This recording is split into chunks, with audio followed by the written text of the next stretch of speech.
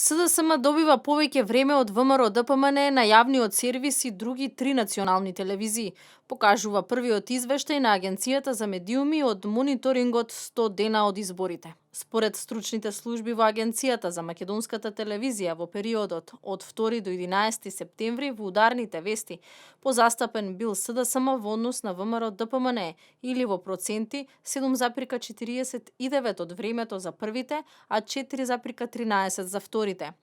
За опозицијата било потрошено повеќе време и во категоријата директни обраќања 15,16% наспроти 3,36% за партијата на власт.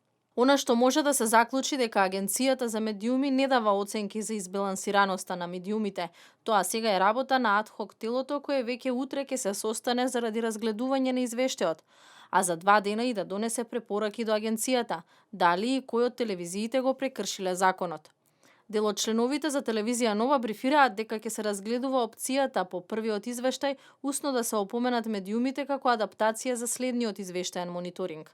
Ако се оди на варијантата да се гласа за евентуална прекршочна пријава, тогаш судот е тој кој доколку на медиумот му е првпат да го прекрши законот да изрече опомена, објаснуваат некои од членовите на комисијата. Согласни се дека состојбата во медиумите е подобрена за разлика од известувањето за изборите одложени во април.